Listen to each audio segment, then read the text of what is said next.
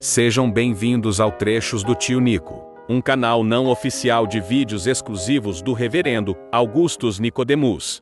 Boa noite a todos, quero saudá-los com a paz do Senhor Jesus e dizer da minha gratidão e a Deus, em primeiro lugar, pelo privilégio de participar nessa noite, nesse momento para tratar de um assunto que é tão importante para todos nós, e agradecer ao pastor Sérgio a amizade de longos anos e também a confiança em entregar o seu rebanho para a minha ministração nessa noite. Muito obrigado, reverendo, pela confiança e pelo convite. Sejam, então, todos bem-vindos. Já foi dito que aí na tela tem um link onde vocês podem fazer as suas perguntas.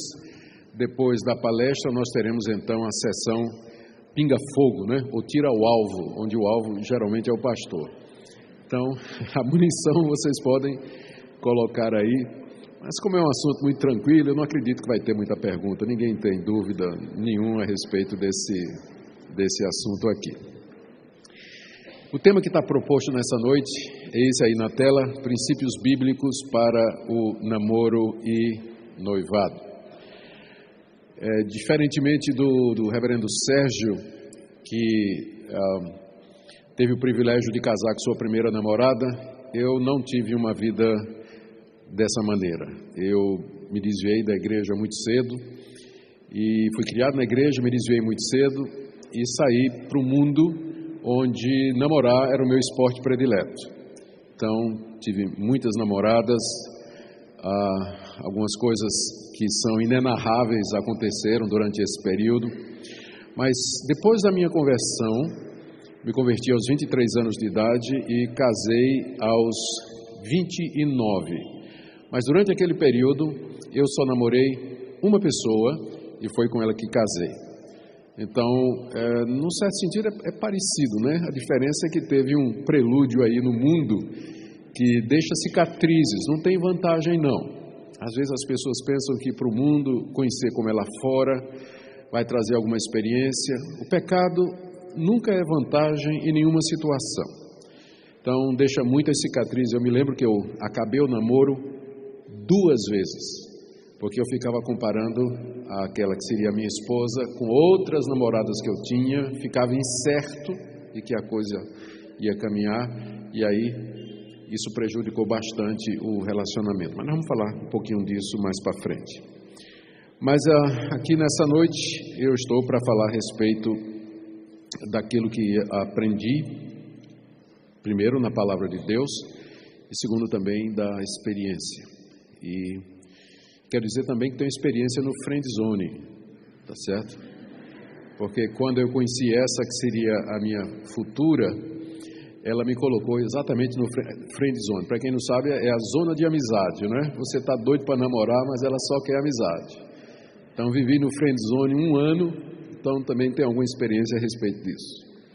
Bom, o título dessa palestra, ela, num certo sentido, pode levar você a uma impressão falsa, como se a Bíblia tivesse a dizer alguma coisa sobre o namoro. Na verdade, se eu fosse mostrar o que a Bíblia tem a dizer sobre o namoro, a próxima tela seria uma tela branca.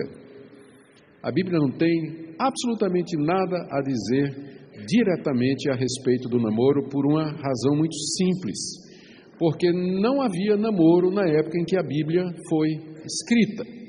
A Bíblia foi escrita no mundo do Antigo Oriente, onde as pessoas se casavam não depois de um período de namoro, de se conhecer, mas se casavam por meio do arranjo ou do acordo feito com seus pais, nos quais entravam interesses financeiros, interesses do clã, interesses de etnia, interesses da família, e não poucas vezes as pessoas que iam se casar conheciam o seu cônjuge no dia do casamento. Então não tem namoro na Bíblia.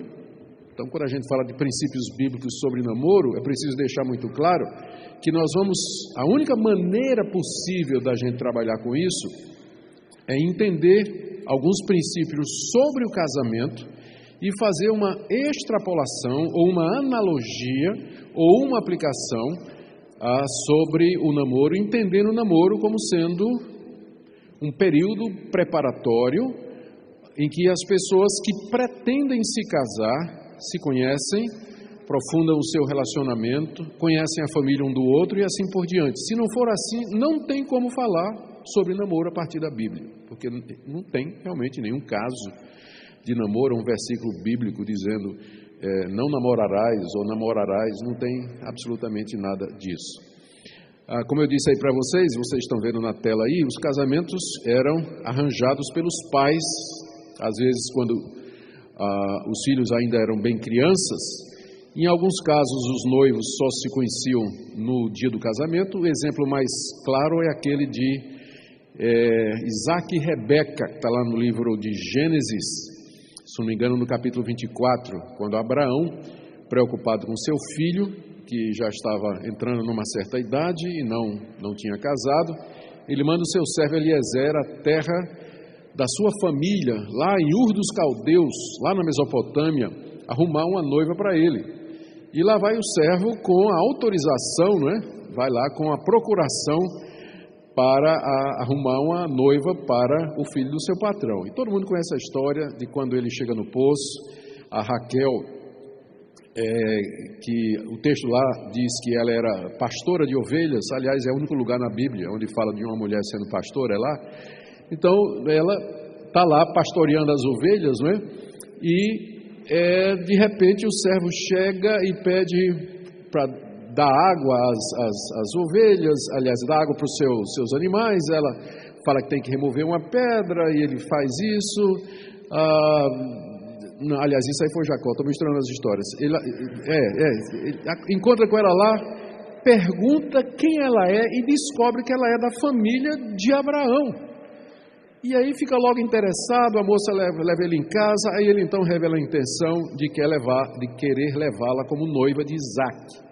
E aí pede a permissão dos pais. O chefe do clã é o tio Labão, não é o tio Labão, e fica um nome feio, mas não um tio assim, tio Labão, não dá certo isso, mas era o nome do rapaz, que autoriza então o casamento. Há uma troca de presentes, aliás, há uma entrega de presentes, símbolos de que foi pedida a anuência da moça. Você aceita aí com esse homem? Ou seja, todos os rituais que nós temos hoje em dia no casamento estão lá em Gênesis 24, no casamento por procuração de Isaac e Rebeca. Tanto é que quando ela volta com Eliezer para a casa de Abraão e desce do camelo, na hora que chega lá e vê Isaac, pergunta quem é, e o servo diz: isso aí é o teu marido. Ela oficialmente já estava casada com ele via procuração. E aí diz lá o texto que Isaac a leva para a sua tenda e a toma como sua mulher, e faz ali a consumação do casamento. Então era mais ou menos assim que as coisas funcionavam na idade adulta, ou então quando isso era arranjado desde criança. Não tinha isso que nós temos hoje de jovens que se conhecem e resolvem namorar, se ver com frequência, sair juntos, ter alguma intimidade física, enfim, e tudo mais que todo mundo sabe. Então, por isso, quando eu digo, nós vamos falar sobre princípios bíblicos, só pode ser feito a partir do que a gente conhece, do que a Bíblia fala sobre o que é o casamento, e do namoro como sendo uma preparação para isso. O namoro é uma criação da nossa sociedade ocidental moderna, e só dessa forma é que nós poderemos trazer alguma coisa que seja útil e de valia para aqueles que estão aqui e que são namorados, noivos ou querem namorar ou noivar. A segunda coisa que é importante dizer, já vamos deixar claro, já agora no início da palestra, que nós cremos que o namoro a ser levado à frente por dois jovens cristãos, existem limites. Se o paralelo é com o casamento, se o casamento é o modelo de onde a gente vai extrapolar as ideias, então já existem alguns limites que vão nortear o nosso estudo. E eu não vou gastar muito tempo nesses limites, tá certo? Porque eu vou tomá-los como sendo pressupostos que todo mundo já concorda com isso aqui. Então, aqui estão alguns deles. Primeiro, o namoro é heterossexual. Tá bom? Nos dias de hoje é importante dizer isso. É importante dizer isso por conta da influência da ideologia de gênero, por conta do ativismo LGTBKWYZ,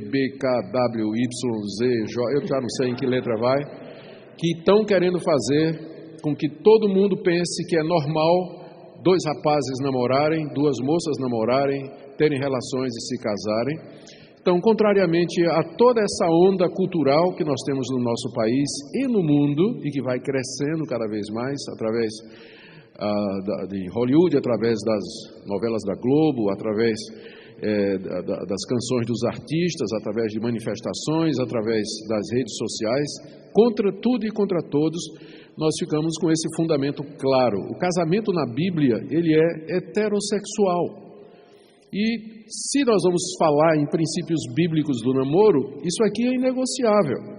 Não tem isso de na igreja evangélica um rapaz começar a namorar com outro, né? Ou uma moça começar a namorar com outra. Eu sei que dentro do meio evangélico, na juventude, existem jovens que sentem atração por pessoas do mesmo sexo. Existem adolescentes que sentem atração por adolescentes do mesmo sexo. E se nós vamos tomar os princípios bíblicos com relação à sexualidade como modelo, nós diríamos que a opção é o celibato. Celibato como opção para aqueles que se sentem atraídos por pessoas do mesmo sexo. Fazendo a distinção entre tentação e pecado. Ser tentado não é necessariamente pecado. Pecado é quando você cai na tentação. Uma pessoa pode ser um crente verdadeiro e sentir esse tipo de coisa. Da mesma forma que um homem crente, casado, ele pode se sentir atraído por uma mulher que não é a dele. Então, da mesma forma que um heterossexual luta contra a tentação do adultério, aquela pessoa que tem essa inclinação à homoafetividade, ela também pode lutar contra isso. E só é pecado se cair, se concordar, se fantasiar, se aceitar e colocar em prática esse tipo de coisa. Uma alternativa que tem sido observada ao longo da história da igreja é exatamente o celibato, ou ficar solteiro. E isso aqui já pressupõe que casamento não é necessariamente uma situação para todos. Paulo fala do casamento em 1 Coríntios capítulo 7 como sendo um dom. Então alguns têm o dom de ficar solteiro, ou condições de ficar solteiro. Lembrando que é ficar solteiro e puro. Ficar solteiro é fácil. Ficar solteiro e puro, aí já é outra conversa. Mas o ideal bíblico de celibato é a pureza sexual de pessoas que não são casadas e que pelo poder do Espírito Santo dominam suas paixões, os seus desejos e vivem uma vida pura e santa diante de Deus. Então, não há essa opção de namoro homoafetivo ou homossexual dentro da igreja evangélica que quer se guiar pela palavra de Deus. Um outro pressuposto aqui, um outro limite, não é, que nós colocamos aqui, pensando também no casamento, é da pureza no namoro. Quando a gente fala de pureza no namoro, tem um tópico especificamente sobre isso. Nós queremos dizer que o namoro ele deve ser um relacionamento que não é necessariamente voltado para a intimidade sexual. Ele não é voltado para a intimidade sexual. Porque, biblicamente falando, a atividade sexual fora do casamento, ela é impureza. Tem uma palavra grega para isso, é a palavra porneia, nós vamos encontrá-la mais adiante. É uma palavra que tem equivalente em português, pornografia, pornográfico, é uma palavra grega que se refere a todo tipo de relação sexual fora dos limites do casamento, traduzida às vezes como adultério, impureza, fornicação. Existem palavras gregas específicas para isso, mas porneia aparece em vários contextos do Novo Testamento indicando exatamente isso. Então, não pode ter porneia no namoro, biblicamente falando. Ou seja, há de se manter a pureza. E aqui, lembrando do que diz lá em 1 Coríntios, capítulo 7, no verso 4, eu vou ver se...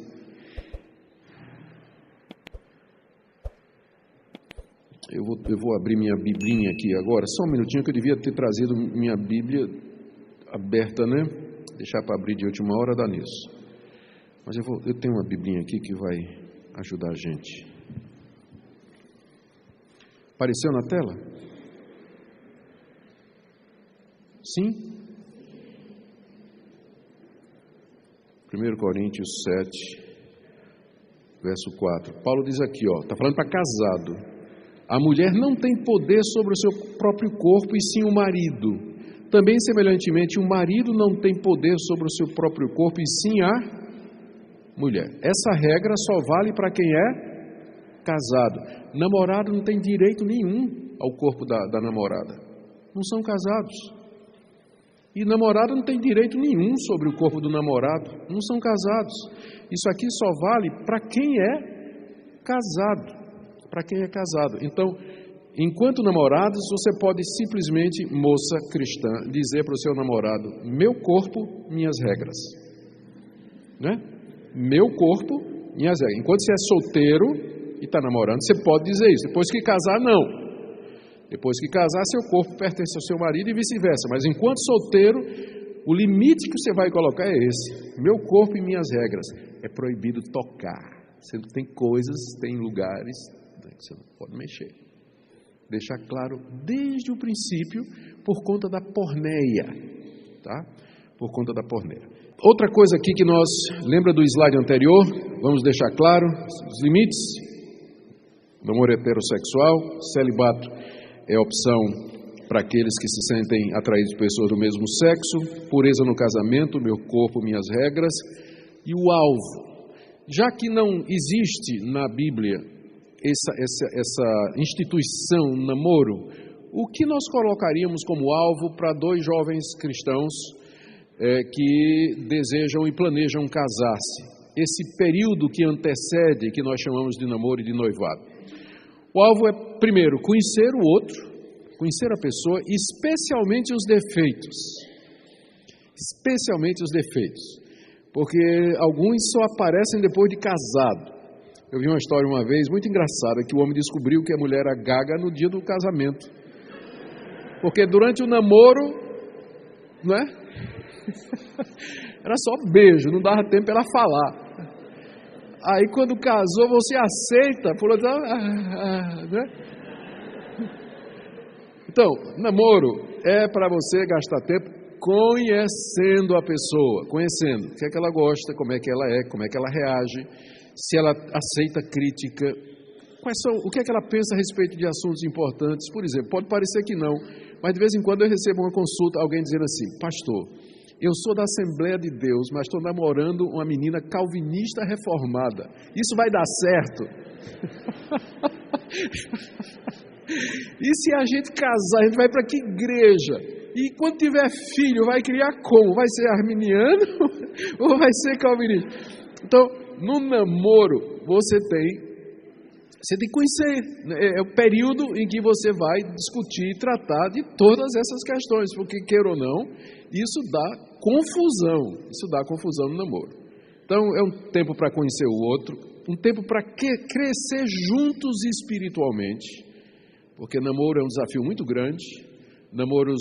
Casamentos longos e duradouros, como do reverendo Sérgio, eu também tenho, graças a Deus, casado há mais de 35 anos, eles são cada vez mais raros hoje em dia. Eu me lembro quando eu era chanceler da Universidade Mackenzie, lá em São Paulo, estava conversando uma vez com uma aluna, e estava conversando com um professor, aliás, e ele chegou para mim e disse: pastor, eu estou aqui sem palavras. O que foi? Disse: eu acabo de sair da sala de aula e encontrei uma das minhas alunas, né?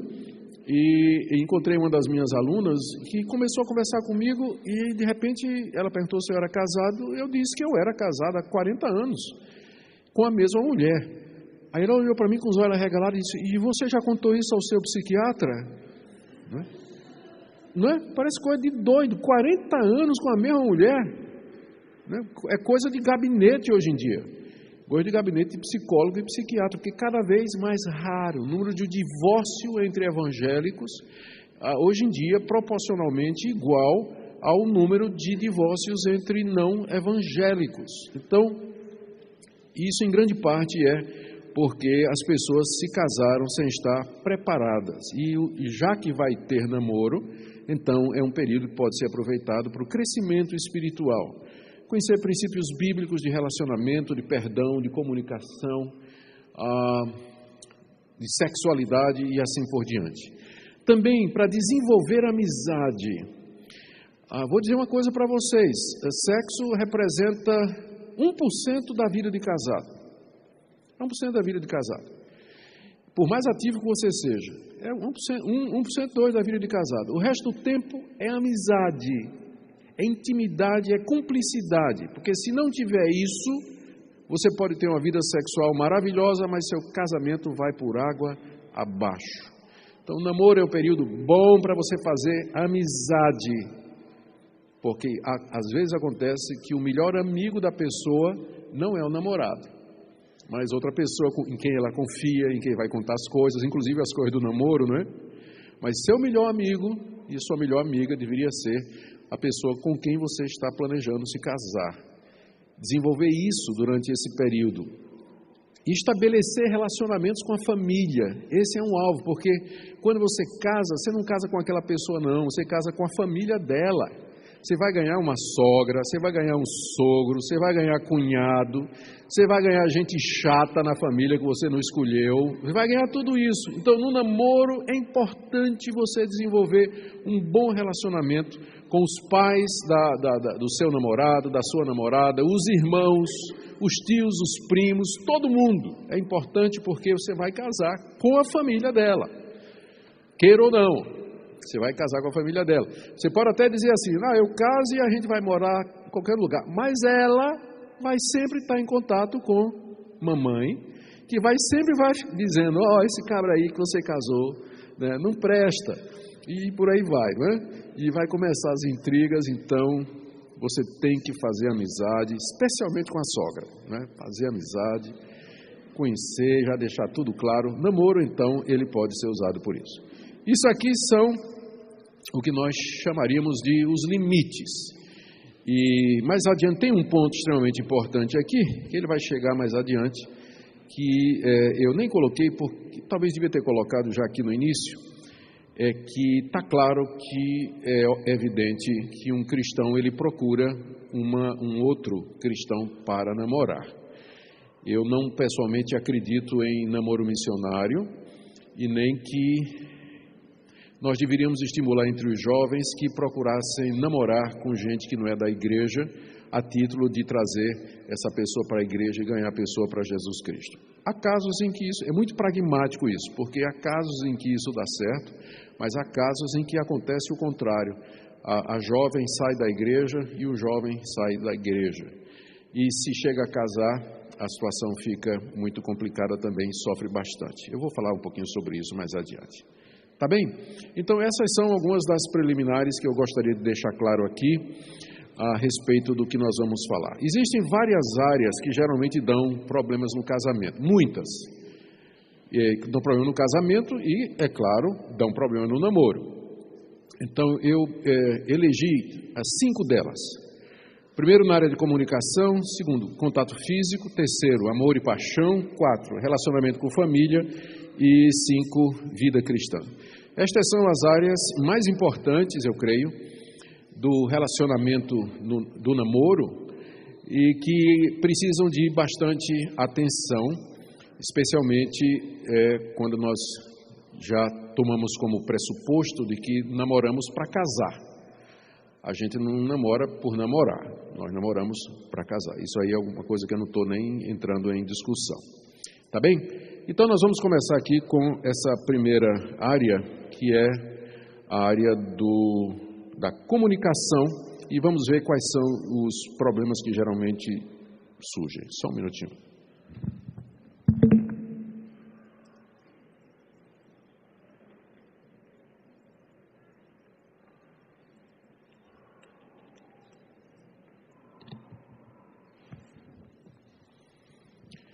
O que que dá problema no casamento e, então, por analogia, vai dar no namoro na área de comunicação? Primeiro, o fato de que algumas pessoas simplesmente não sabem ouvir. Não sabem. Simplesmente parar e ouvir o outro, deixar o outro se expressar, tentar entender o que é que a outra pessoa está querendo comunicar. Tem pessoas que não têm essa habilidade de ouvir, não gostam de ouvir, não têm interesse em ouvir o que o outro tem a dizer, e o resultado é que isso se cria ruído na comunicação, mal entendidos e uma frustração muito grande no outro lado, que deseja se expressar, deseja ser entendido, deseja se relacionar, mas encontra uma pessoa que não tem a capacidade de ouvir. Então, se o seu namorado, a sua namorada, não tem essa capacidade de ouvir, não pense que quando casar melhora, quando casar piora. Quando casar piora. Então, a pessoa simplesmente não sabe ouvir. Por quê? Porque ela fala demais, primeiro. Ela fala demais. Tem pessoas que gostam de falar muito, mas muito mesmo. Que são, às vezes, altamente irritantes, inclusive. Né? Altamente irritantes, porque é uma matraca. Fala o tempo todo. A gente diz que quando nasceu tomou chá de chocalho, né? A mãe deu chá de chocalho para ela. Chocalho, aquele lá, blém, blém, blém, na vaca. Não sabe não? Fica, pois é. Então, a pessoa fala o tempo todo. E o que é pior é que fala de si. Fica falando a respeito dela, dele, do que está sentindo, dos seus planos, de quão maravilhoso ele é, quão inteligente ele é, dos seus projetos, dos seus sonhos, das suas realizações, e ele e ela não tem a habilidade de simplesmente ouvir o que a outra pessoa tem para dizer. Então, isso causa frustração, mal-entendidos, áreas que não foram esclarecidas e vai dar problema. Dá briga, dá controvérsia, dá no casamento, dá no namoro e vai dar no casamento, se você tem isso aí. E aí do outro lado você tem um namorado silencioso ou a namorada silenciosa. Aquela pessoa que é um túmulo, né? Não fala, não expressa, você não sabe o que ela está pensando. Você não sabe o que ela está sentindo. Você não ganha um feedback. Fala pouco, quando não fala, ou quando fala, fala pouco, e costuma dizer, tem pessoas que são realmente retraídas, não é? Que elas têm alguma dificuldade de expressão. Mas então você tem que se preparar para o fenômeno do marido silencioso, que eu digo para você, como pastor há 40 anos e tendo atendido dezenas e dezenas de casos de problema no casamento, a maior queixa das mulheres casadas é essa: meu marido não fala. Quando ele está com raiva, ele se tranca. Ele entra na caverna dele, senta em frente à televisão, ou simplesmente senta lá no sofá, pega um livro, pega lá o telefone celular, fica mexendo nas redes sociais, e eu chorando, eu querendo falar, expressar a dor do meu coração, ele não dá uma palavra. É a maneira dele me castigar, é ficar 3 dias sem dizer uma palavra. Não são poucas as mulheres que se reclamam disso, do marido silencioso. E a pergunta é, mas ele não era um namorado silencioso, irmã? Você não tinha percebido isso no namoro? Que é assim que ele reagia quando ele ficava com raiva? Que tem gente que quando fica com raiva estoura, né? Mas esse tipo, ele mata com silêncio, porque ele sabe que não tem nada pior para a mulher do que o silêncio do marido. Não tem nada pior. Então, tem namorado que é assim. Então, minha irmã, e tem o contrário também, né? É mais raro da namorada silenciosa, é mais raro isso. Não sei porquê. Eu não sei porquê. Tem estatísticas na Universidade de Yale que provam a respeito disso aí, né? Mas existe esse silêncio, né, que traz o problema de comunicação. Ou então, quando as pessoas vão falar, elas falam da maneira errada. Falam com ira, rispidez e grossura. Tem pessoas que por conta da educação em casa, jovens que por conta da educação em casa, problema de educação, mau exemplo dos pais, problema de comunicação com os pais, não sabem manter um diálogo tenso sobre um assunto difícil, em que o outro lado pensa diferente, sem elevar o tom de voz, já começa a elevar o tom de voz, né? Já começa a ficar vermelho, né? E aí já começa a fazer ataque pessoal, né? Ficar na defensiva e tudo mais. Esse é um dos problemas mais sérios na área de comunicação também. Pessoas que não conseguem se expressar com tranquilidade, com calma, com clareza, com elegância e com educação. já parte para a ignorância. Você não presta para nada, você não está me ouvindo, você não ouviu não o que eu falei? E por aí vai. Esse é um dos problemas mais comuns também. E por fim, ainda dentro dessa área, tem não gastar tempo conhecendo o outro, mas usar o tempo junto para intimidades físicas. Eu já mencionei isso aqui. Mesmo entre os evangélicos, jovens cristãos, quando diz assim, eu vou sair com o namorado e tudo mais, boa parte do tempo eles vão encontrar para intimidades físicas e pouco tempo realmente para conversar, bater um papo, se conhecer, estudar a palavra de Deus, orar juntos e assim por diante. A Bíblia, como eu disse, ela não fala a respeito de namoro, mas ela traz alguns princípios sobre comunicação. E eu queria ver esses princípios aqui com vocês. Só um minutinho.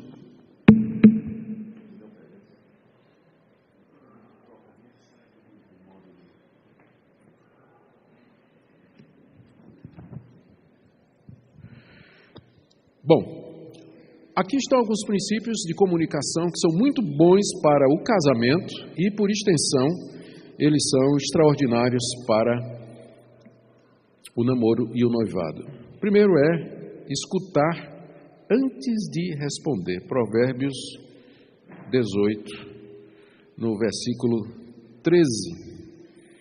Responder antes de ouvir é estultícia e vergonha.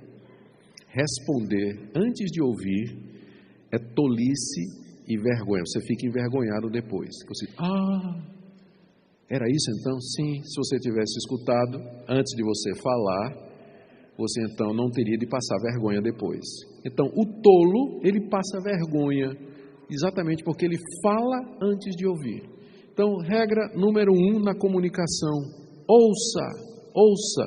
Como está escrito lá na carta de Tiago, capítulo 1, todo homem seja pronto para ouvir, tardio para falar e tardio para se irar, porque a ira do homem não produz a justiça de Deus. Segunda coisa, moderar a língua e pensar antes de falar. Não é verdade que as pessoas que dizem tudo que vem à cabeça, essas são pessoas mais felizes. Olha o que é que a Bíblia diz. No muito falar não falta transgressão, mas o que modera os lábios é prudente. No muito falar não falta transgressão. Ou seja, as chances de você transgredir, elas aumentam na mesma proporção em que você fala. Quanto mais você fala, maiores são as chances de você dizer besteira, de você dizer uma coisa errada, de você contar uma mentira, você exagerar um fato, você ser irônico, você falar mal de outros, você blasfemar contra Deus, você fazer uma crítica injusta, você fazer uma ofensa pessoal, você largar um palavrão. Então, quanto maior o número de palavras, maior a chance de que entre elas existam palavras pelas quais você vai dar conta no dia do juízo diante de Deus. Portanto, o princípio bíblico é moderar os lábios, ou seja, pensa antes de abrir a boca. Pensa antes de abrir a boca, porque quem fala sem pensar vai transgredir, vai acabar trazendo complicação, problemas e causar confusão no casamento e também no namoro.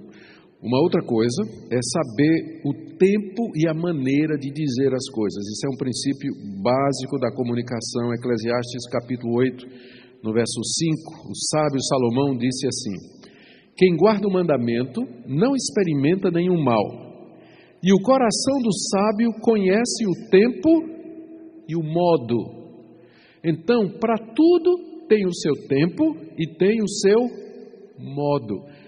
Tempo, embora uma coisa seja verdadeira, dizer na hora errada dá uma confusão. Eu e minha esposa, nós combinamos uma coisa. Nós não temos nenhuma conversa mais crítica antes de dormir. Quando a gente deita para dormir, então a gente vai conversar amenidades.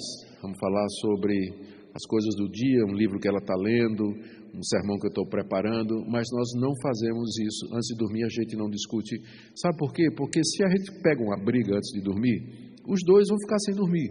Passar uma noite acordado. né? E na minha idade eu não tolero mais isso, nem a dela também. Então a noite de sono para nós é preciosa. Então a gente já aprendeu com o tempo que tem certos assuntos que a melhor coisa é, o dia amanheceu, vamos tomar café juntos, estamos descansados, porque quando a gente está cansado a gente fica irritado. Então, sabedoria é discernir o momento de falar, conhecer a outra pessoa e dizer o seguinte: se eu falar agora, ela vai dar um pulo, ela vai ficar na defensiva. Então tem que esperar o momento, né, certo para você falar. É sabedoria para dizer isso. O tolo, ele vai dizendo, a mulher já vai chegando em casa, né, a esposa chegando em casa cansada, e o cara já vai soltando os cachorros em cima dela, um monte de coisa lá. Não vai dar certo isso aí. Também no namoro é importante isso, né? Você tem que ver o tempo da pessoa, o momento, e saber qual é a hora para falar isso. E não só a hora. Salomão diz aqui que o coração do sábio conhece também o modo, a maneira de dizer. Tem muitas maneiras de dizer a mesma coisa, e nem todas elas estão certas. Nem todas elas estão certas. E você, sendo sábio, você vai escolher qual o melhor modo de dizer a coisa. De preferência não ofensivo, não agressivo, não provocante, não insinuando e não com ironia, mas com humildade, com clareza, com simplicidade diante de Deus para você dizer as coisas. O coração do sábio conhece o tempo e o modo. Sempre diga a verdade, mas diga na hora certa e da maneira certa, porque às vezes você está certo, mas você perdeu a discussão. Você perdeu a discussão pela maneira como você falou. Só pelo jeito de você falar. Você já fecha o coração do outro. Você está certo. O outro sabe que você está certo. Mas porque você foi irônico, você foi agressivo, você foi cruel no que você falou, a outra pessoa se fecha. E diz a palavra de Deus que o irmão ofendido, ele é tão fechado quanto um castelo de ferrolhos. Uma pessoa que foi ofendida, ela se fecha como uma fortaleza. E às vezes o que feriu aquela pessoa foi a verdade que você falou, mas da maneira errada. A palavra de Deus também diz em Colossenses, que nós temos que, Efésios, que nós temos que seguir a verdade em amor. A verdade em amor. E agora, sempre dizer a verdade. Já avancei aqui no próximo ponto, né? Já vou pular. E por último, tem um texto. Vocês sabiam que tem um texto na Bíblia sobre o WhatsApp? Eu disse que não tinha nada, né? Na 3ª de João, você nem sabia que tinha um livro com esse nome, né? 3ª de João, verso 13. João escreve essa cartinha para Gaio, um discípulo na fé, a respeito da obra missionária, e ele tinha muita coisa para dizer. Ao que ele diz no verso 13: muitas coisas tinha que te escrever, todavia não quis fazê-lo com tinta e pena, pois em breve espero ver-te, então conversaremos de viva voz. Não é? Tenho muita coisa para dizer, mas não vou mandar mensagem do WhatsApp, no Messenger, no Twitter, no Face ou no Insta. Tá? Eu não mencionei Tinder, porque eu tenho certeza que ninguém aqui tem o Tinder. Certo? É óbvio que não. Então, por quê? Porque as redes sociais, porque a comunicação escrita, ela nem sempre comunica todos os conteúdos desse ato maravilhoso que é a comunicação. Na comunicação estão envolvidos gestos, linguagem corporal, tom de voz, o brilho dos olhos, o cheiro, ruído ambiente. E mesmo que você tenha o FaceTime, mesmo que você tenha o WhatsApp, mensagem de vídeo, não é a mesma coisa. Porque você só vai ver aquilo que a pessoa quer que você veja. Não vai ver o ambiente ao redor. Onde é que você está, querida? Olha, eu estou aqui em casa, sozinha. Aí só mostra assim, a cara dela e o que está por detrás. E não mostra que no sofá tem um outro cara, né? Não mostra. Então, não é? Não mostra. Então você só vai ver o que o outro quer que você veja. Então, tem coisas que não adianta. Namorados, eles ficam, às vezes, estou falando sério, eles saem, sentam em algum lugar e eles conversam por WhatsApp. Né? E fica trocando mensagem, discutindo questões por WhatsApp. Gente, nada substitui a conversa pessoal, Nada substitui o contato pessoal, bater papo, abrir o coração, olhar a pessoa nos olhos, tocar, sentir o cheiro da pessoa, o brilho dos olhos, sentir o ambiente. Tudo isso faz parte da comunicação, que é um fenômeno extremamente complexo e que não pode ser reduzido, especialmente em matérias de vida ou morte, como é o caso de casamento, anteriormente namoro, a tentativa de resolução simplesmente via textos. Comunicação é uma área que dá muito problema entre namorados, exatamente porque não ouvem estes princípios bíblicos que são ditos para os relacionamentos em geral e para o casamento em particular. Escutar antes de responder, moderar a língua e pensar no que vai dizer, falar a verdade sempre em amor, o coração do sábio conhece o tempo e o modo, e usar a presença física, o viva voz, não é? Para poder conversar e falar. E é claro, eu não coloquei aqui nenhuma passagem sobre o silêncio, né? Mas nós poderíamos pensar que é um princípio bíblico você ser franco, sincero e honesto com a pessoa e dizer a ela toda a verdade. A segunda área que dá problema é essa daí, contato físico. Os problemas estão relacionados aí.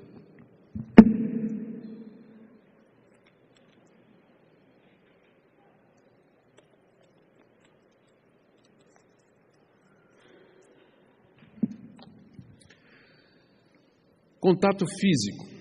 Quais são os problemas aqui? Ou qual é a problematização dessa área aqui?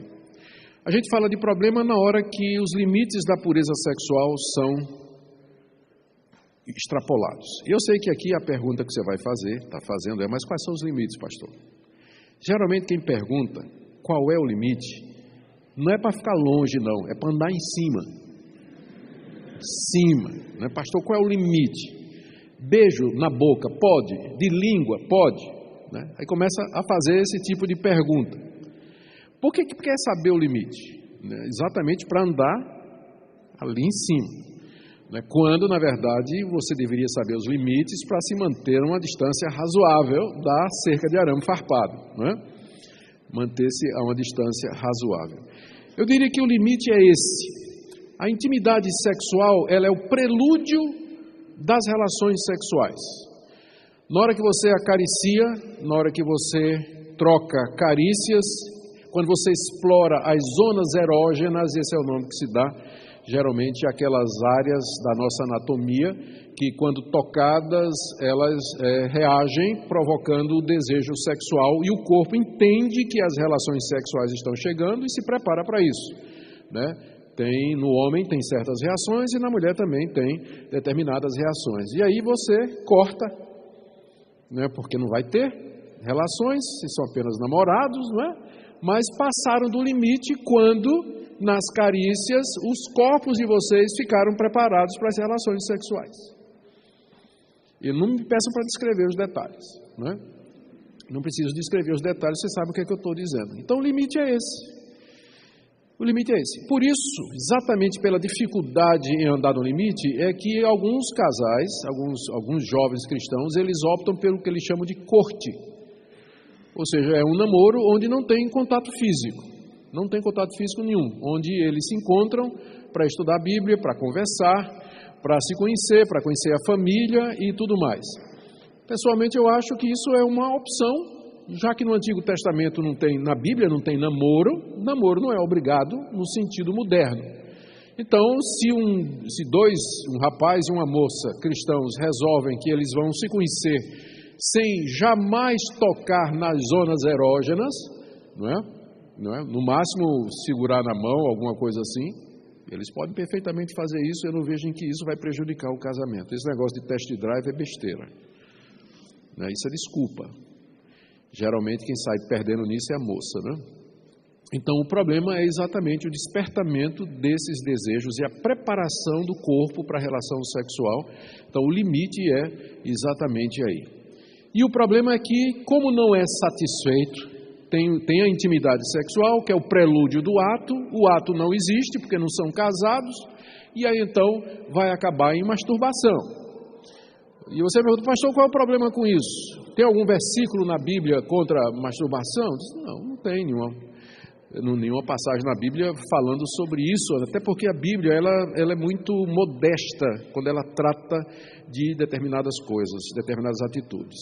Mas a Bíblia traz princípios, como por exemplo, todo aquele que olhar para uma mulher com intenção impura, no seu coração já adulterou com ela. E ninguém se masturba pensando nas cataratas do Niágara, não é verdade? Então há impureza. Há impureza envolvida, há pensamentos impuros envolvidos, há um uso errado, impróprio, né, inadequado, não vamos nem dizer errado, inadequado dos órgãos sexuais e tudo mais. Então tudo isso é o resultado do abuso passar aquela cerca, aquele limite que às vezes você quer colocar o mais longe possível, quer dizer, o mais extenso possível exatamente para se aproveitar disso aí. Boa parte dos problemas também, e atenção, é namoro demorado demais. O cabra enrola a moça 6, 7, 10 anos. Não me peça para acreditar que não houve nada em 10 anos de namoro. Ele quer casar quando ele tiver o padrão econômico financeiro dos pais. Só quando ele tiver na idade dos pais é que ele vai ter esse padrão. Quando eu casei, eu tinha uma Honda 125. Eu fui morar na garagem do meu sogro. E fui construindo minha vida a partir dali. Para isso que família existe. Por isso que eu digo, no namoro, conheça a família. Porque depois de casar, que você precisar de ajuda, a sogra vai dizer, não.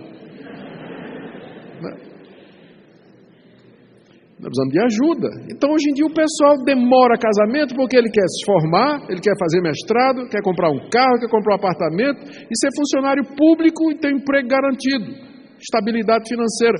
Aí o cara já está já vem namorando há 10 anos. Vocês acham que não aconteceu nada durante esses 10 anos? Não, gente. A palavra de Deus diz que a esperança...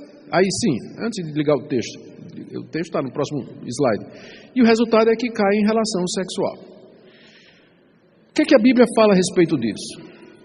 Aqui voltamos àquela palavrinha que nós dissemos no início.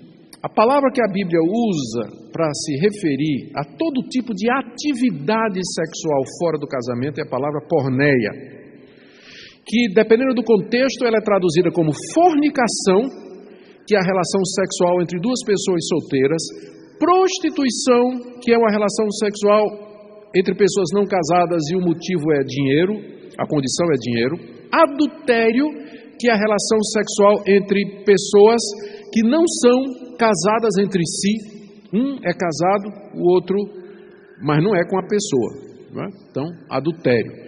Ou a palavra porneia é simplesmente traduzida como impureza sexual, como aquela que acontece somente na mente, nos desejos e no coração. Então a palavra bíblica chave para isso é a palavra porneia. Então, a palavra de Deus não admite porneia no casamento e muito menos, é claro, entre jovens que se declaram cristãos e que creem na palavra de Deus. É claro que hoje em dia a pressão é muito grande. A pressão é muito grande. O casamento vem sendo cada vez mais desvalorizado. E nós vivemos um período assim que eu acho extremamente estranho. Vocês sabem quem é que estão lutando pelo direito de casar? Os homossexuais. Os heterossexuais, na verdade, não querem casar. Querem viver junto. Quer ficar. Querem morar junto. Querem morar... Tempos estranhos esses, pastor. Que quem está brigando pelo casamento são os homossexuais. Enquanto que os outros, os heterossexuais, que tradicionalmente, culturalmente, há milênios, né, que se casam, são os que se casam, estão cada vez mais abandonando isso, e na igreja também. E aí o pessoal vem com essa história, não, mas casamento é coisa da sociedade, coisa nenhuma. Acabei de mostrar, biblicamente falando, como era o casamento no Antigo Oriente. Rebeca e Isaac, pedido de casamento, permissão dos pais, consentimento do chefe do clã, que era Labão, que oficiou, organizou tudo, o consentimento da moça, o dote, tudo está lá na Bíblia, e não é só lá, naquele caso de Rebeca e Isaac, não, vários outros casos de casamento na Bíblia. No Antigo Oriente era assim. É claro que de cultura para cultura, o cerimonial do casamento varia, mas ele é sempre um compromisso público, uma aliança pública entre um homem e uma mulher. Por que é público? Por que tem que ser feito pelo Estado e pela autoridade do Estado? Porque tem a ver com herança, tem a ver com filho, legitimidade, com descendência, tem a ver com tudo isso. Tem a ver com a sociedade, por isso que se diz que a família é a célula máter da sociedade.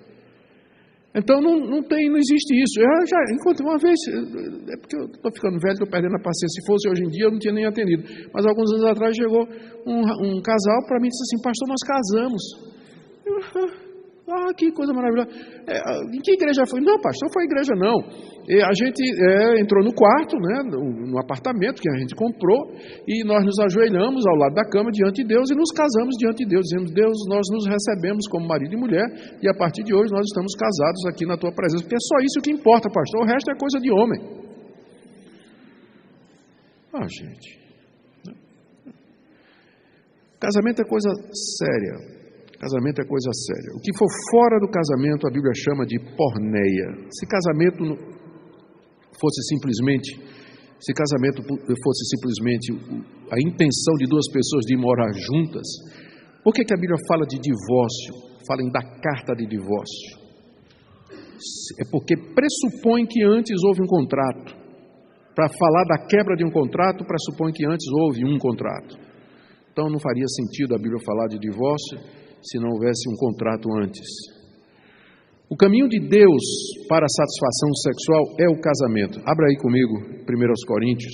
Gente, eu estou tranquilo porque o pastor disse assim: até meia-noite pode ir que a turma está tranquila aqui. Certo? Uber, ninguém vai perder lotação, é só chamar Uber. Então, depois que o Uber surgiu, eu nunca mais me preocupei com a hora de acabar. Então, 1 Coríntios capítulo 7. Verso 1 em diante. Olha só. Quanto ao que me escrevestes, é bom que o homem não toque em mulher. Aqui Paulo está respondendo a pergunta se era melhor casar ou ficar solteiro. Considerando a situação da igreja de Corinto, em perseguição, Paulo diz: é melhor não casar porque você fugir de uma perseguição casado é mais difícil se você estiver solteiro, não é? Então nessa situação é melhor não casar. Mas, por causa da impureza, adivinha qual é a palavrinha aqui para impureza no grego? Porneia. Mas por causa da porneia, cada um tem a sua própria esposa e cada uma o seu próprio marido. Nesse mesmo capítulo, versos 8 e 9. Aos solteiros e viúvos digo que lhes seria bom se permanecesse no estado em que também eu vivo. Caso, porém, não se dominem, que se casem, porque é melhor casar do que viver abrasado. Abrasado é consumido pelo fogo da paixão, consumido pelo fogo do desejo. Ou seja, é melhor casar do que viver abrasado. O que esses dois textos que eu li estão nos dizendo? Estão dizendo que, isso que está aqui, que o caminho de Deus para a satisfação sexual é o casamento. Não é ficar, não é masturbar, não é sair, não é ficar transando com um com o outro, mas casar. Esse é o caminho de Deus para a satisfação sexual. E nesse ponto, a Bíblia nos ensina a não defraudar os irmãos. Vamos ver lá? Defraudar não é tirar fralda, mas é a linguagem que é usada aqui na nossa Bíblia. 1 Tessalonicenses, capítulo 4, verso 4. Que cada um de vós saiba possuir o próprio corpo em santificação e honra, não como o desejo de lascívia, como os gentios que não conhecem a Deus. E que nessa matéria ninguém ofenda nem defraude a seu irmão, porque o Senhor, contra todas essas coisas, como antes testificamos claramente, é o vingador. Porque Deus não nos chamou para a porneia, e sim para a santificação. O que é defraudar? Defraudar é você tirar o direito de alguém. Quando você, no namoro, vocês começam a ter intimidades físicas, o corpo se prepara para a relação sexual que não vai acontecer. Então, há uma privação, há uma defraudação da satisfação que você gerou. Você gerou uma expectativa, você criou um desejo que você não vai poder satisfazer porque você não está casado. Chama-se defraudação, e é uma das coisas da porneia também, como Paulo está dizendo aqui no texto que nós acabamos de ler. Aqui nós temos que aprender a respeitar e honrar o outro. O texto está em Romanos capítulo 12, verso 10, é um texto geral. E aqui, moça, eu vou lhe dizer, se o rapaz de fato respeita você, ele vai respeitar seu corpo e suas regras. Ele vai respeitar seu tempo, vai respeitar os limites que você colocar diante dele. E vice-versa também. E a última coisa é, biblicamente falando, tem uma passagem que eu queria trazer aqui, Provérbios capítulo 13, no verso 12, Salomão diz assim: a esperança que se adia faz adoecer o coração. A esperança que você adia vai adoecendo o coração. E aí, querido, quando é que a gente vai casar? Já estamos namorando há 5 anos, querida, ano que vem. Aí ano que vem, querido, não, tranquilo, estou comprando aquele carro, quando comprar, ano que vem. Né? E assim vai adiando a esperança e o coração vai ficando doente. Vai ficando doente, vai ficando doente. Esperança que se adia adoece o coração. Se você não está disposto a casar, não namore. Se você não está disposto a casar, não namore. Não namore. Namoro não é brincadeira. Como eu disse, não tem nada na Bíblia sobre isso, então a gente só pode entender como sendo o relacionamento de duas pessoas que pretendem casar. Pretendem casar. Não faz sentido falar em namoro se não tiver casamento em vista. Não faz sentido. Por isso, pensa bem. Às vezes os critérios econômicos que as pessoas colocam são irreais. Vamos para a terceira área, que é a área que eu coloquei aí de amor, não é? Há uma confusão de atração física com amor. A Bíblia tem várias palavras, aliás, a língua grega tem várias palavras para amar. Na Bíblia tem 3 que aparecem. A campeã, sem dúvida, é o verbo agapau, que é traduzido como amar, filéu, que é traduzido como amar, e o adjetivo esturguê, que significa amor, que eu não coloquei aqui. E tem uma palavra muito comum na literatura grega, que é traduzida por amor, que é a palavra eros. Essa palavra eros não aparece na Bíblia, mas é uma palavra grega para amor. As duas primeiras, agapau e filéu, elas se confundem, elas são praticamente sinônimas. Agapau é a palavra que a Bíblia usa para descrever o amor de Deus por nós e o amor entre marido e mulher. Então, é um amor que geralmente é incondicional e que não foca no objeto do amor. O foco não é a pessoa, assim, no sentido de que o amor não é provocado por aquela pessoa, mas parte do autor, do sujeito. A pessoa resolve amar, decide amar. E por isso é chamado de amor incondicional, porque ele não depende dos atributos ou das qualidades da pessoa amada. E esse é o amor, tanto o agapau como o filéu, é o amor que é recomendado na Bíblia para os casais. Eros aparece na literatura grega e, ao contrário de agapau e filéu, eros é o amor que é focado naquilo que a outra pessoa é e o que ela pode me dar. Daí é um amor interesseiro. Eu gosto daquela pessoa porque ela é bonita e ela é sensual e na cama ela vai me dar prazer. Então esse tipo de amor é chamado de eros. A questão é que hoje em dia as pessoas confundem os 2 primeiros com o terceiro. Acham que porque estão enfatuadas, né, estão inchadas de uma paixão por um rapaz ou por uma moça, se sentem atraídos, eles dizem assim, estou loucamente cheio de amor por aquela pessoa. Quando o amor, biblicamente falando, não é isso. Então as pessoas confundem paixão erótica, eros, com amor verdadeiro.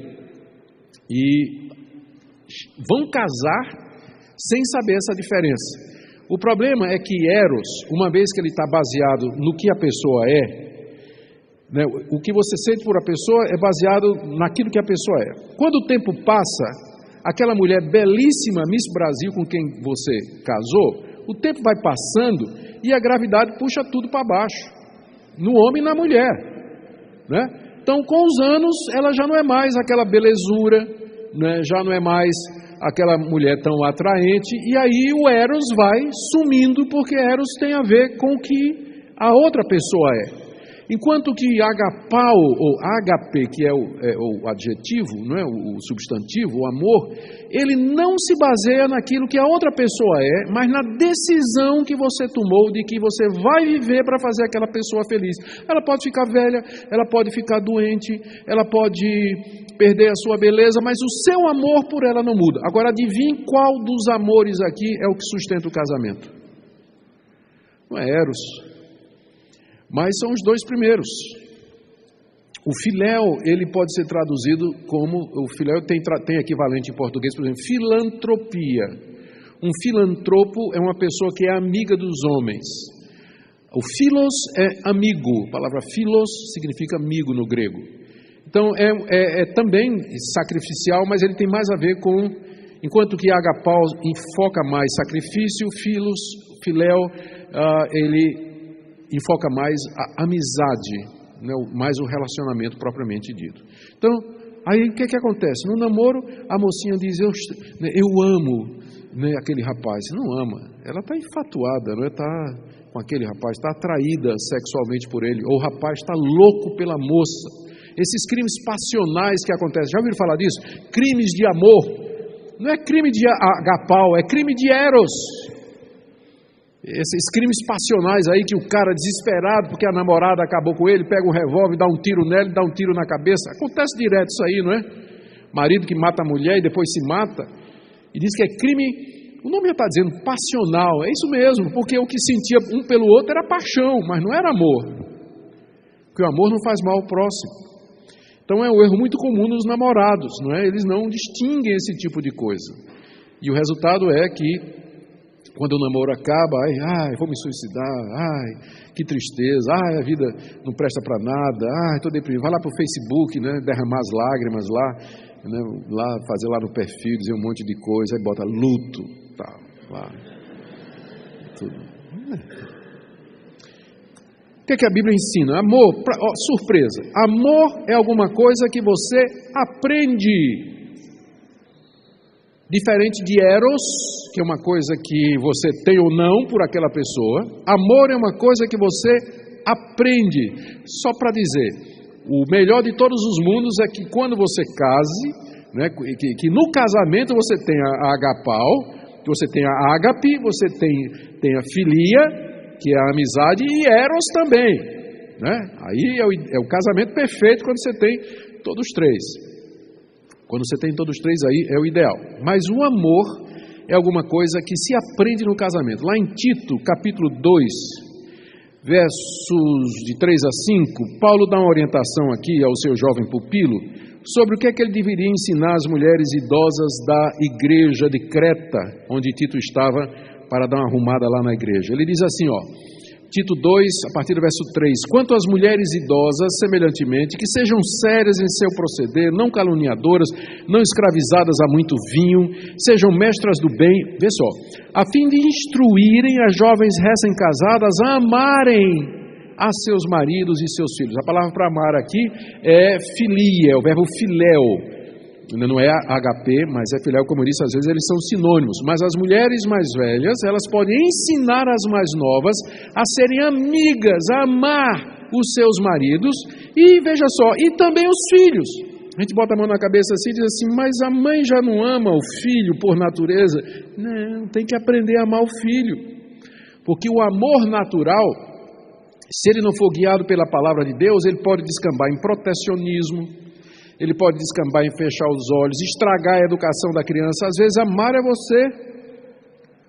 Lembrando daquele provérbio, daquela propaganda que eu amei, foi a melhor propaganda que eu vi nos últimos anos, sandália havaiana, 80 anos ajudando sua mãe a criar você.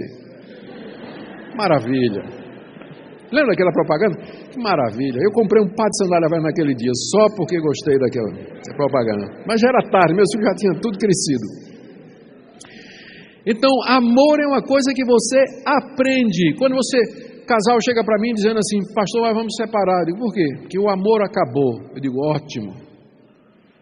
Acabou, na verdade, esse tipo de sentimento que vocês tinham aí, porque agora está na hora de vocês aprenderem o amor bíblico. É bom que ele tenha acabado mesmo. Agora vamos botar coisa verdadeira. Vamos agora partir para aprender o que é amar. aprender o que é amar. As mulheres mais velhas, elas ensinem as mais novas a amar o marido. Como é que se ama o marido? Tem que aprender. A marido é bicho ruim, então a mulher tem que aprender como é que ama. E tem que aprender a amar os filhos também. Então o amor bíblico, ele se aprende. Agora, presta atenção no que eu vou dizer. Por que eu estou dizendo tudo isso? Porque a ordem de amar é dada para quem é casado. Efésios 5:25. Maridos, amai a vossa esposa. Então, o que é que isso significa? Que um namorado não pode exigir da sua namorada: você tem que me amar. Entendeu? Porque amor, ele é para o casamento. A ordem de amar é para quem é casado. Isso significa que você não pode tratar a sua namorada ou seu namorado como se fosse seu cônjuge. Não é. O corpo não lhe pertence, ela não tem obrigação nenhuma de lhe amar, porque esse tipo de amor só se aprende no casamento. Não tem como exigir antes. Não tem como exigir antes. Namorados não podem amar como pessoas casadas amam, porque lhes falta a base legal, contratual.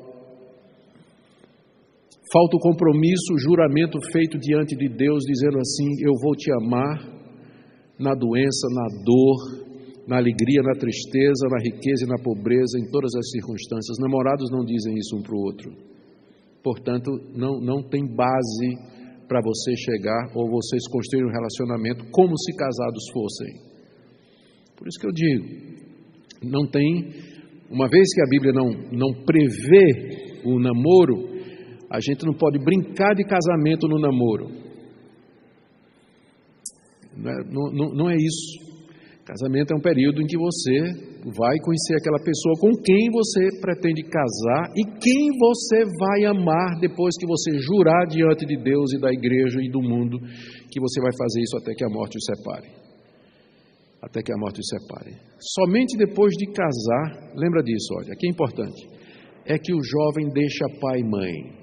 Às vezes o namorado chega para a namorada e diz assim: escolha entre teu pai e tua mãe e a mim. Se a menina é crente, a escolha é óbvia. Porque ela só deixa pai e mãe quando casa, não é verdade? Enquanto ela está na casa do pai, a prioridade dela, a autoridade maior na vida dela é o pai e a mãe. E você não pode chegar e questionar isso, colocar isso em xeque, dizendo assim: escolha quem é que você vai seguir ou quem você vai dar prioridade, a quem você vai obedecer, a quem você vai submeter. Tem que ser submisso. Tem uns cara de pau, né, que chega para a namorada e diz assim: você tem que ser submissa a mim. Como assim, João? Submissa por quê? Eu não sou tua mulher, não casei contigo, sou submissa aos meus pais, como a Bíblia diz. Então, o princípio bíblico é esse aí: o deixa pai e mãe é só depois do casamento. Até lá, você não pode chegar e exigir do seu namorado coisas que pertencem apenas ao mundo de casados. Caminhando já para o fim, esse é o penúltimo. O que dá problema também é o relacionamento com as famílias envolvidas. Desaprovação dos pais. Por que acontece esse problema? Porque não pediu a papai antes, não é? Só chega em casa assim dizendo: papai, quero te apresentar meu namorado. Aí o pai, né, dependendo do pai, vai fazer aquela cara de paisagem, vai olhar assim, não vai dar certo, começa errado. Eu ainda acho que, uma vez que a Bíblia fala que os filhos estão debaixo da autoridade do pai, e enquanto você estiver comendo feijão e arroz do seu papai, morando na casa do seu pai e de sua mãe, e dependendo dele para todas as coisas, na hora que você vai namorar com alguém, com quem você pretende casar, a primeira pessoa que deveria saber era seu pai e sua mãe. Primeira pessoa. E conversa, pergunta, apresenta e aguarda a avaliação, porque se tem uma pessoa que conhece bem você, por mais que você não queira acreditar, é o seu pai e sua mãe, que trocou suas fraldas, limpou seu bumbum quando você era pequeno. Eles conhecem você mais do que você sabe, e eles vão dar a hora de dizer assim: esse cara não dá para você. Esse cara não dá, então essa menina não dá para você, é óbvio que não dá para você. Aí o que é que acontece? Ignore esse passo, né? Vai em frente, a ferro e fogo, com a desaprovação dos pais. Às vezes os pais estão equivocados, mas não é regra geral. Mas a orientação bíblica é de que os jovens, eles ouçam o conselho dos mais velhos e sigam a orientação dos seus pais. Aí o que é que acontece? Vai fazendo a revelia, vai fazendo de todo jeito, e depois do casamento tem um problema de família. É muito ruim você estar casado e viver em tensão com a família da sua mulher e do seu marido, exatamente porque essas coisas não foram tratadas antes, não foram resolvidas antes, e vai acontecer isso aí. E às vezes, a diferentes níveis sociais, raciais e financeiros, eles não são um grande problema. Todos eles superam. Eu sou um paraibano nordestino que casei com uma holandesa, criação completamente diferente. Pense em duas pessoas que tiveram criação diferente. Eu gosto de buchada de bode, ela odeia buchada, não sei porquê, ela odeia buchada de bode. Eu gosto de ver filme de ação, thriller, de aventura, ela prefere Branca de Neve e os Sete Anões.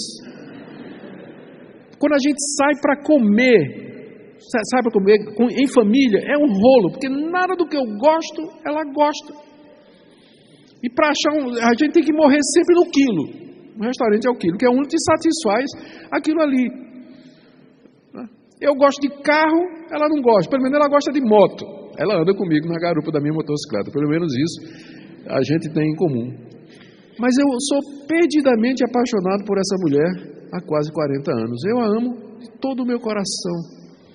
E ela diz que também é verdade do lado dela, né? Ela diz que também é verdade do lado dela. E não tem duas... A minha família era uma família de classe média alta, aqui em Recife. Meu pai foi presidente da CELP durante vários anos, advogado de renome aqui. Eu cresci estudando Americano Batista, Colégio Exuda, fiz universidade particular. Eu cresci assim. Ela é filha de missionário que tinha 8 filhos. Eu me lembro da primeira vez que eu fui comer na casa dela, que era sanduíche de pão com queijo e geleia. O primeiro sanduíche era pão, geleia e queijo. Se você fosse comer um segundo, você tinha que escolher entre geleia e queijo, e o terceiro era só manteiga. Na casa do reverendo Francisco Leonardo. Era isso. Então, isso não faz diferença. Esse tipo de coisa aí, eles não causam tanto problema se o relacionamento for entendido, se a família compreender, se a família aceitar, tudo isso pode ser superado. Os princípios bíblicos aqui, é preciso ouvir as orientações do Pai. Efésios capítulo 6, de 1 a 3, que diz assim: filhos, sede submissos a vossos pais no Senhor, porque isso é justo. Por que é justo? Porque eles são mais velhos, porque geraram você e porque sustentam você. Então é justo que você honre, que você obedeça. Fala, explica, apresenta, diz a intenção, pede a permissão. Lembre que depois que casar, Gênesis 2:24, você vai casar com a família dela. Diz lá em Gênesis 2:24 que depois do casamento serão os dois uma só carne. Carne aqui não é só relação sexual não, se refere à existência humana. Você vai casar com a família dela. Por último, vida cristã. Não desenvolvem juntos caráter e disciplina bíblica, e o namoro de alguma forma acaba influenciando negativamente a vida espiritual. Conheci jovens ativos na igreja, firmes no ministério, arrumaram o namoro na igreja e aí as coisas começaram a dar errado. A frequência diminuiu, fechou-se com o namorado, ficam os dois, não tem mais relacionamento com os outros jovens da igreja, para de frequentar as programações da igreja e esse namoro acaba não sendo para melhor, mas para pior. Vive em crise, vive brigando, desanimado, cheio de... Então, às vezes, o casamento, o namoro, ele, em vez de levantar e abençoar, na verdade, ele acaba sendo uma pedra de tropeço na vida de um jovem cristão que, enquanto não estava namorando, fervoroso, alegre, feliz, comprometido com Cristo. E aí vem esse namoro e bota tudo para baixo. O problema aqui é que eles deixam primeiro de orar juntos. Lá na 1 de Pedro, capítulo 3, verso 7, Pedro diz assim, que o marido tem que tratar a esposa da maneira correta, para que não se interrompam as suas orações. Pedro está pressupondo que o casal casado, ele tem uma vida de oração, que marido e mulher oram, juntos chegam diante de Deus. Está aqui porque você não pode casar, não deve casar com descrente. Está aqui porque você não deve casar com descrente, porque na hora da angústia e da aflição você vai estar sozinho orando. Mas o padrão bíblico é marido e mulher orando. E para não interromper as orações, ou seja, para não interromper as respostas de oração, ou mesmo o fluxo de oração, o marido tem que tratar bem a esposa. Trazendo isso para o namoro, extrapolando. Então, se vai ser assim no casamento, é bom que comece a ser no namoro. Porque se vocês não oram juntos no namoro, vocês não vão orar juntos no casamento. Não pense que casamento é uma coisa mágica que de repente conserta todos os erros e falhas que vocês cometeram durante o namoro, porque não, agrava. Casamento é uma fase muito mais séria. E o que estava errado no namoro vai continuar errado no casamento. Efésios 5, 25 a 28, Paulo fala sobre o edificar uns aos outros e ajudar uns aos outros no crescimento e participar juntos da vida da igreja, a mesma coisa, Efésios 5, 18 a 21. Então, estes são 5 áreas que geralmente dão problemas na área do casamento, e nós vimos aqui na área do namoro, nós vimos então, recapitulando,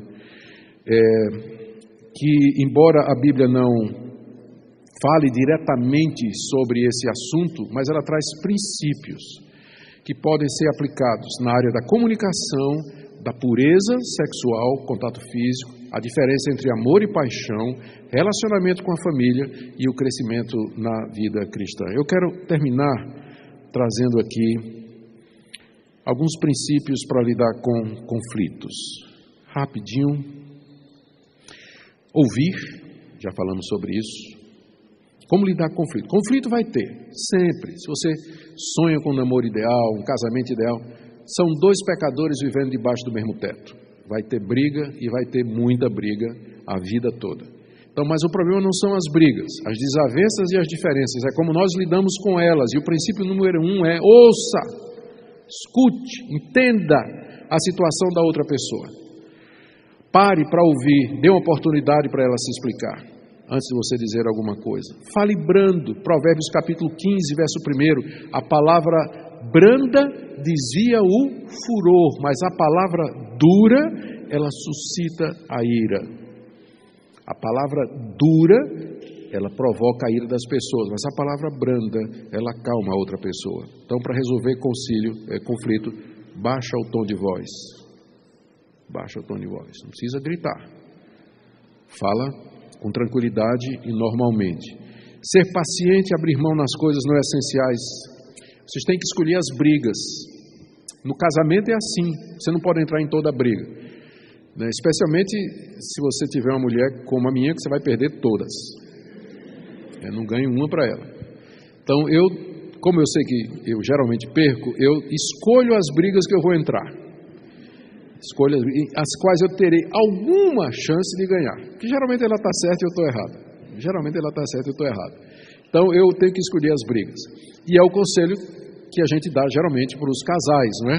Briga você vai ter. Motivo para brigar você vai ter sempre. Sempre. Comida, dinheiro, finança, criação de filho, uso do carro, uso do tempo, uso da televisão, uso das redes, briga com o celular porque você está usando, está em casa, tem pouco tempo em casa, e o tempo que você está lá, você está vendo aquele bendito daquele celular. Então, motivo de briga não falta. Você vai ter uns 10, 20, 30 motivos para comprar uma briga durante o dia. Não caia nessa. Escolha uma ou outra briga, né? E o resto faz o que a Bíblia diz lá em Colossenses 3,19, perdoando uns aos outros. E o que diz o livro de Provérbios? Que o amor cobre uma multidão de pecados. Engula seco. Não faça questão, abra a mão, dê o braço a torcer, porque tem briga que não vale a pena. Tem casal que brigou, eu não sei se é verdade, mas isso aqui é verdade. Uma vez eu pregava lá em João Campos, lá na Igreja Batista da Boa Vista, um tempo que João Campos tinha um culto lá. Eu me lembro que eu ia lá de manhã, 7 horas da manhã, a gente pregava toda segunda-feira. De vez em quando eu estava lá pregando. Me lembro um dia que eu acabei, saí assim, uma senhora chegou para mim e disse assim: Eu queria que o Senhor me ajudasse, porque eu tenho um ódio do meu marido, me separei dele, eu não consigo nem, porque eu não conseguia nem olhar para a sandália dele, porque ele deixava tudo espalhado pela casa. Ele vinha entrando em casa e jogava sapato para um lado, meia para o outro, camisa no outro, assim. Isso foi durante anos, e eu falando com ele, e finalmente eu não aguentei mais, eu me separei desse marido, e ela disse, vou levar essa raiva dele para a minha sepultura. Eu disse, a senhora pode ter uma surpresa quando morrer. Brigar por causa da sandália do marido. O marido largava a sandália no meio da sala, e virada ainda, né? E lá ia ela pegar a sandália. Eu sei. Mas tem coisa que você fala uma vez, fala duas, então faz parte do casamento. E no namoro você vai ter que aprender assim, desde cedo, esse tipo de coisa. Você vai ter que escolher as brigas e engolir o resto. Você está vivendo com gente imperfeita, com gente que você não vai concordar 100%. Se você não consegue, agora é melhor nem ir em frente. Melhor nem em frente com o projeto de casamento, porque não vai ficar melhor não depois de casar. Pedir perdão quando errar. Jaime Kemp uma vez falou, nunca esqueci, 3 frases que salvarão qualquer casamento. Eu estou errado, peço que você me perdoe, com a graça de Deus nunca mais vou fazer isso. 3 frases que salvarão qualquer casamento e qualquer namoro. Pedir perdão quando errar, como está lá em Provérbios 28:13. Quem cobre as suas transgressões jamais prosperará, mas quem confessa e deixa alcançará misericórdia. Não acusar ou causar culpa, isso aí é uma arma que os homens gostam de usar, fazer a mulher se sentir culpada. Ou a mulher gosta de fazer isso com o homem também, fazer ele se sentir culpado. E elas sabem direitinho, para deixar você com a carga de culpa, né? Se sentindo assim. Mas eu não sei nem o que diz Provérbios 10:12 aqui. Agora eu fiquei curioso, vamos dar uma olhada aqui. Por que é que eu botei essa passagem aqui? Provérbios 10:12. Cadê? Provérbios 10:12. Assim, o ódio excita contendas, mas o amor cobre todas as transgressões. O amor cobre todas as transgressões. No sentido, cobrir aqui, essa palavra cobrir no hebraico, ela está muito ligada à tampa da arca da aliança, onde tinha a lei de Deus. A tampa era o propiciatório. E era ali no propiciatório que cobria a arca, que era lançado o sangue dos animais para perdão de pecados. Então o amor é comparado àquele sangue que era derramado sobre a arca para perdão de pecados no Yom Kippur, que era o dia da purificação.